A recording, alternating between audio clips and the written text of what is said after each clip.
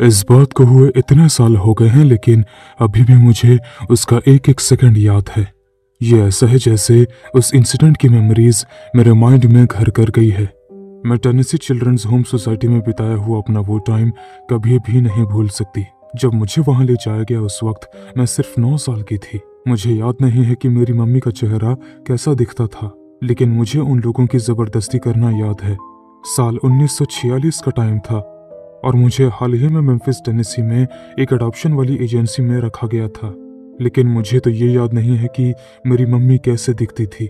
मेरी मम्मी एक single parent थी, इसलिए हम दोनों का पेट भरने के लिए उनको बहुत काम करना पड़ता था। वो अक्सर अपने काम के कारण मुझे लंबे टाइम के लिए घर पर अकेला छोड़कर चली जाती थी, इसलिए ज्यादातर टाइम अकेले रहने के कारण मैं अपनी उम्र के हिसाब से काफी पहले ही मैच्योर हो गई थी। मुझे खुद ही अपना ख्याल रखना सीखना पड़ा, क्योंकि मम्मी की एब्सेंस में मैं घर के कई काम खुद ही कर लेती थी। हमारे ज्यादातर पड़ोसी मेरी मम्मी पर अपने बच्चे का ध्यान ना रखने का आरोप लगाते रहते थे। हमारी टेबल पर रोज खाना रखने के लिए उन्हें वो काम करना जरूरी था। इस कारण हम एक साथ ज्यादा टाइम स्पेंड नहीं कर पाते थे। लेकिन मैं अपनी मम्मी से बहुत प्यार करती थी और वो जो कुछ भी कर रही थी उसके लिए मैं बहुत थैंकफुल थी। लेकिन हमारा साथ रहने वाला वो टाइम ज्यादा लंबा नहीं चला। अपनी हेल्थ प्रॉब्लम्स के कारण मम्मी को उनकी जॉब से निकाल दिया गया था और जल्द ही हम दोनों के लिए सब कुछ बहुत मुश्किल होने लग गया था। उनके पास अभी भी कुछ पैसे बचे थे जो उन्होंने अपनी जॉब से थोड़ी बहुत सेविंग्स करके रखी थी। हमारे पड़ोसियों ने जब हमारी ऐसी सिचुएशन के बारे में सुना, तब उन्होंने डिसाइड किया कि मेरी मम्मी मेरी केयर करने के लिए अब बिल्कुल भी कैपेबल नहीं है। और जल्द ही ये बात मेम्फिस में पास की अडॉप्शन वाली एजेंसी तक पहुंच गई। मैं उस सुबह को कभी नहीं भूल सकती जब वे लोग हमारे घर पर पहुंच गए थे। और ये पहली बार था जब मैंने एव्स एजेंसी के सेक्रेटरी मिस स्टैन को देखा था। उसने और उसकी असिस्टेंट्स ने मिलकर मेरी मम्मी को मेरी कस्टडी उनकी अडॉप्शन एजेंसी में देने के लिए मजबूर कर दिया था। इसलिए मम्मी ने उनसे कहा कि वो जल्दी अपनी बीमारी से ठीक हो जाएंगे। लेकिन उन लोगों ने मेरी मम्मी से कहा कि ये बात वो पूरे यकीन के साथ नहीं कह सकती है। मेरी मम्मी भी मुझे उस एजेंसी में जाने नहीं देना चाहती थी और मैं भी वहां बिल्कुल नहीं जाना चाहती थी। उन लोगों ने मेरी मम्मी से कहा कि जब तक वो ठीक नहीं हो जाती मुझे सिर्फ टेम्परेरी बेसिस पर उनकी केयर में रखा जाएगा। ये बात सुनकर मेरी मम्मी ना चाहते हुए भी उनकी बात मान गई और इसी के साथ उन्होंने मुझे जोर से हमारे घर से बाहर खींच लिया। मुझे मेरी मम्मी का चिल्लाना और उनका बार बार रोकना याद है जब उन्होंने मेरी मम्मी को बाय कहने तक की परमिशन नहीं दी थी। वो चिल्लाई और मम्मी ने कहा कि उसने अपना मन बदल दिया है, लेकिन मेरी मम्मी की सभी रिक्वेस्ट और बातों को इग्नोर कर दिया गया था और वे मुझे जबरदस्ती मेरे घर से दूर ले जाने लगे। मैंने भी उनसे छोड़ने के लिए स्ट्रगल किया, लेकिन मैं कुछ नहीं कर पाई। मैं अपने पड़ोसियों के चेहरे देख सकती थी जिन्होंने सोचा था कि वे यहाँ अडॉप्शन वाली एजेंसी को बुलाकर बहुत सही काम कर चुके थे। टेनेसी चिल्ड्रंस होम सोसाइटी में मेरा टाइम मेरे लाइफ का सबसे खराब टाइम होने वाला था। मैं नहीं जानती थी क्यों, लेकिन किसी कारण से मेरा टेम्पररी प्लेस अब परमानेंट प्लेस हो गया था। चिल्ड्रंस होम में खाना बहुत ही थोड़ा मिलता था, इसलिए मैं ज्यादातर टाइम भूखी ही रहती थी। हमारी इंचार्ज और सभी लेडीज वर्कर सफेद नर्सिंग ड्रेस पहनकर रखती थी। ये औरतें बहुत ही बुरी थीं। मुझे एक इंसिडेंट याद है जहां मैंने खाने के लिए थोड़ा एक्स्ट्रा फूड मांग लिया था और तभी मेरे चेहरे पर एक जोर से पंच मारा गया था और मुझे याद है कि मैं कई दिनों तक दर्द से रोती रहती थी। हर दिन बीते हुए दिन से भी बदतर होता जा रहा था और मैं हर रात यही प्रे किया करती थी कि मैं यहाँ से एक दिन चली जाऊंगी। जो कपल उस चिल्ड्रंस होम में बच्चे अडॉप्ट करने के लिए आते थे वे अक्सर छोटी उम्र के बच्चों को ही चुनते थे और मेरे जैसे बड़े बच्चों को कभी नहीं चुना जाता था। ये भी एक वजह थी कि वहां के वर्कर्स बड़े बच्चों से नफरत करते थे। इससे हम में से ज्यादातर लोग यूनिटी में आ गए थे और हम खुद ही अपना ख्याल रखने लग गए थे। और इसी तरह से मैं अपनी फ्रेंड्स केटी और नताशा से मिली थी। लेकिन चिल्ड्रंस होम में मेरे दिन अभी भी भयानक ही चल रहे थे। लेकिन मेरी फ्रेंड्स केटी और नताशा ने मेरे लिए उस मुश्किल वक्त को थोड़ा इजी और टॉलरेट करने लायक बना दिया था। हम आमतौर पर जोक सुनाते थे, हम एक दूसरे के साथ हंसते खेलते थे। कुछ टाइम के लिए मैं अपने फ्रेंड्स के साथ थोड़ी सी खुशी पाने में कामयाब रही, लेकिन चीजें आगे तक वैसी नहीं रहीं, क्योंकि मुझे लगा कि इस दौरान चिल्ड्रंस होम में बहुत कुछ अजीब चल रहा है। कुछ कारणों से चिल्ड्रंस होम में ज्यादातर बच्चे धीरे धीरे गायब होने लग गए थे।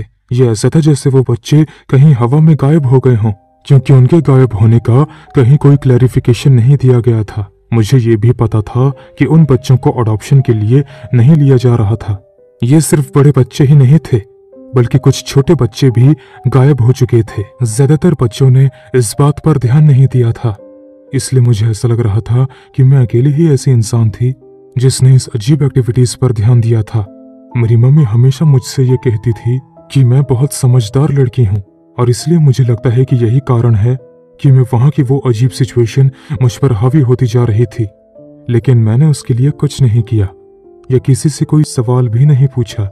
लेकिन मेरी फ्रेंड नताशा के रहस्यमय तरीके से गायब होने में ज्यादा टाइम नहीं लगा था, और मुझे पता था कि मुझे अब सवाल पूछना शुरू करना होगा। मुझे याद है कि मैंने वहां की नर्सों में से एक एलिस नाम की एक तेज तर्रार औरत से पूछा था कि नताशा को क्या हुआ। एलिस के गाल पर चोट के निशान थे और उसके चेहरे पर हमेशा नफरत और गुस्सा दिखाई देता था। उसकी आंखें लाल और उभरी हुई रहती थी। हर कोई उस नर्स से काफी डरता था, लेकिन वो अकेली इंसान थी जो हर दोपहर में ड्यूटी पे थी। इसलिए मैंने थोड़ी हिम्मत की और उससे पूछा कि क्या उसे पता है कि नताशा के साथ क्या हुआ था। पहली चीज जो एलिस ने की, उसने जोर से चिल्लाते हुए मेरे चेहरे पर थप्पड़ लगा दिया। तुम ढीठ शैतान लड़की, तुम्हारी हिम्मत कैसे हुई मुझसे सीधे बात करने की? इस जगह में दोबारा मुझसे वो बेवकूफी भरे सवाल पूछना या उस लड़की का नाम लेने की हिम्मत मत करना। और इतना कहकर वो वहां से चली गई। इस बार थप्पड़ में उतना दर्द नहीं हो रहा था जितना पहले होता था, लेकिन सच ये था कि मैं चिल्ड्रंस होम में मेरे साथ होने वाले लगातार गंदे व्यवहार की आदी हो चुकी थी। इसलिए मैं हार नहीं मानने वाली थी। मैं एलिस की जासूसी करती थी। मुझे मेरे सवाल के जवाब तक जरूर ले जाएगी। इसमें कुछ दिन तो लग गए थे, लेकिन एक रात मैंने एलिस को चिल्ड्रंस होम के पास एक खाली जमीन पर कुछ ले जाते हुए देखा। मैं असल में उस वक्त ये नहीं देख पाई थी कि वो क्या कर रही थी, लेकिन ऐसा लग रहा था कि उसने एक बड़े पैकेज को एक बड़े से गड्ढे में डाल दिया था। मैंने अपने आप से कहा कि वो जरूर कोई ना कोई जरूरी चीज छुपा रही होगी। इसलिए मैंने चिल्ड्रंस होम से चुपचाप बाहर निकलने और अगली रात ये देखने की प्लानिंग बनाई थी कि उसने आखिर गड्ढे में क्या छुपाया था। वो दिन था 14 मई 1948 का। मैं उस समय सिर्फ 11 साल की थी और मैं उस रात चिल्ड्रन होम से बाहर निकलने में कामयाब रही। लेकिन ताजा खोदी हुई मिट्टी को देखकर मैं बता सकती थी कि एलिस ने कौन सी जगह पर गड्ढा बनाया था। मेरे पास खोदने के लिए फावड़ा तो नहीं था, इसलिए मुझे खोदने के लिए अपने हाथों का इस्तेमाल करना पड़ा। नंगे हाथों से खुदाई करने में मुझे बहुत दर्द हो रहा था और अब काफी टाइम हो गया था और गड्ढा भी काफी गहरा था। मैंने देखा कि गड्ढे की मिट्टी से एक बच्चे का हाथ बाहर निकल आया था, और जैसे ही मैंने थोड़ी और मिट्टी हटाई तो मुझे अपनी फ्रेंड नताशा का सड़ा हुआ चेहरा दिखाई दिया। ऐसी बहुत सी चीजें हैं जो 11 साल के बच्चे को जिंदगी भर के लिए डरा सकती है, लेकिन इसने मुझे ही नहीं बल्कि मेरी पूरी मेंटल स्टेज को खत्म कर दिया था। मैं बता सकती थी कि उस कब्र में दफनाई जाने वाली नताशा अकेले बच्ची नहीं थी, क्योंकि मैं वहां छोटे बच्चों और कुछ बड़े बच्चों के अवशेष भी देख पा रही थी। और एलिस और फिर बाकी स्टाफ को मुझे ढूंढने में ज्यादा वक्त नहीं लगा। वे तुरंत मुझे वापस चिल्ड्रंस होम में खींच कर ले गए और उन्होंने एजेंसी हेड मिसेस स्टैन को बताया कि मैंने क्या किया था। फिर वो और एलिस दोनों बिना कुछ कहे, बिना कुछ सोचे बुरे तरीके से मुझे पीटने के लिए आगे बढ़े। मैं काफी देर तक चिल्लाती रही जब तक कि मेरी आवाज नहीं चली गई, और जब मेरी आवाज वापस आई तो मैं फिर से चिल्लाने लगी। और जब भी मैं चिल्लाती थी तो मिस स्टैन और एलिस मुझे बेहोश कर देती थी, और कभी कभी वे मुझे बंद भी कर देती थी और भूखा मरने के लिए ऐसे ही छोड़ देती थी। मेरी फ्रेंड केटी अक्सर अपने थोड़े से खाने का एक छोटा सा हिस्सा मुझे चोरी से देती थी, और मुझे लगता है कि यही चीज मुझे जिंदा रख रही थी। और मैं मिस स्टैन की गुस्से से भरी आंखों को कभी नहीं भूल सकती जब उन्होंने मेरी तरफ देखा और कहा, तुमने जो किया उसके लिए मैं तुम्हें अपने हाथों से मार देती। लेकिन मेरे कुछ कस्टमर्स ने अब बड़े बच्चों में भी इंटरेस्ट दिखाना शुरू कर दिया है। सिर्फ यही कारण है कि तुम जिंदा बच पाई, क्योंकि मुझे तुम्हारी बेकार लाइफ के लिए कुछ अच्छी कीमत मिल सकती है। उसके बाद कुछ दिन बीत गए और आखिरकार मुझे रिहा कर दिया गया। मुझे बताया गया कि एक कपल 8 से 13 साल के बच्चे के बीच एक लड़की को अडॉप्ट करना चाहते हैं, और अडॉप्शन के लिए मुझे चूज कर लिया गया था। मैं अडॉप्शन के लिए नहीं जाना चाहती, मैं अपनी माँ के पास जाना चाहती हूँ। फिर मुझे बताया गया कि मेरी मम्मी की डेथ हो गई है और ये नई फैमिली ही मेरा लास्ट ऑप्शन था। बाद में उन्होंने मेरे घावों को छिपा दिया था और मुझे मेरे नए फैमिली के सामने प्रेजेंट होने लायक बना दिया था। टेनेसी चिल्ड्रंस होम सोसाइटी की आखिरी बात जो मुझे याद है वो थी कीटी को बाय कहना, जब वे मुझे अपनी नई लाइफ शुरू करने के लिए ले गए थे। सौभाग्य से मेरे लिए मेरे अडॉप्शन पेरेंट्स फ्रैंक और लूसिया बहुत ही अच्छे लोग थे। फ्रैंक एक रिच बिजनेसमैन था और लूसिया एक टीचर। वो और फ्रैंक बता सकते हैं कि मैं सदमे में थी, इसलिए उन्होंने मेरी अच्छी से केयर की थी और मुझे रिकवर होने में पूरी हेल्प की थी। इसमें थोड़ा टाइम तो लगा, लेकिन आखिर में मैं धीरे धीरे ठीक हो गई। हैरानी की बात यह है कि अडॉप्शन के लिए जाने के ठीक 2 साल बाद मैंने न्यूज में देखा कि मिस पेओला जॉर्ज स्टैन एक अमेरिकी चाइल्ड ट्रैफिकिंग से जुड़ी हुई थी, जो मेम्फिस टेनेसी में एक अडॉप्शन वाली एजेंसी थी। रिपोर्टर ने कहा कि ज्यादातर बच्चों को या तो उनकी फैमिली से जबरदस्ती ले जाया जाता था या किडनैप करके ले जाया जाता था। इस न्यूज में यह भी कहा गया था कि चिल्ड्रंस होम में रहने के दौरान ज्यादातर बच्चों के साथ बहुत गंदा व्यवहार किया जाता था और कुछ सीरियस केस भी सामने आए थे, जिनमें से बताया गया था कि इनमें से कुछ बच्चों की हत्या की गई थी। लगभग 5000 बच्चे चोरी हो गए थे और ऑफिशियली लगभग 19 बच्चों की मार पिटाई की वजह से डेथ हो गई थी। हालांकि कुछ बाकी बच्चों का कभी हिसाब नहीं किया गया। मरे हुए बच्चों की सही संख्या भी अभी तक नहीं पता लग पाई, लेकिन मार पिटाई के कारण लगभग 500 बच्चों की मौत हो गई थी।